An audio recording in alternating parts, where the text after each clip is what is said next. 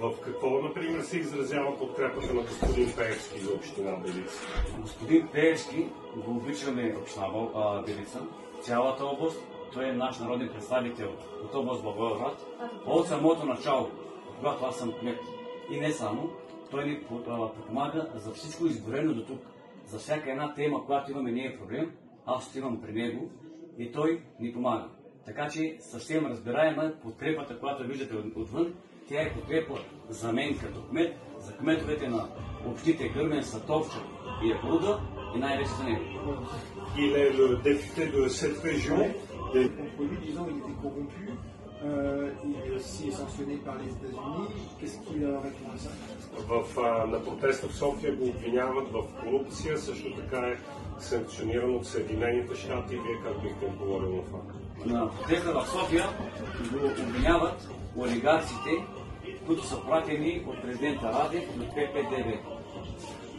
À la manif à Sofia, c'est les oligarches qui l'accusent, qui sont envoyés par le président Radev et par PPDB.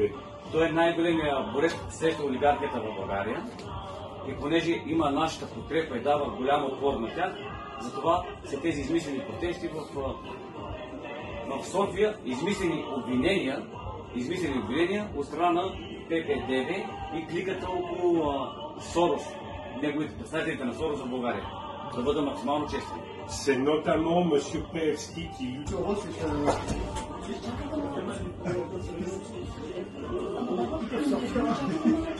qu'est-ce que le groupe de Soros a à voir là-dedans? А защо групата кликата около Сорос? Защото ние се борим с тях повече 25 години. Групата на Сорос се опитва да противопостави София на провинцията. И ние това им казваме, това е грешно. Не може да има разделение. Човека от София и човека от Белица сме еднакви.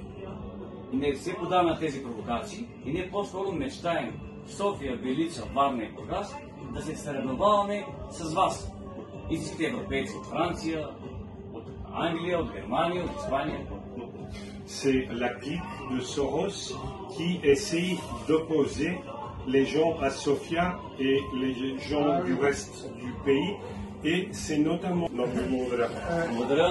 Est-ce que je peux avoir son nom? Може ли имате ли? Радослав Ревански. Радослав Ревански.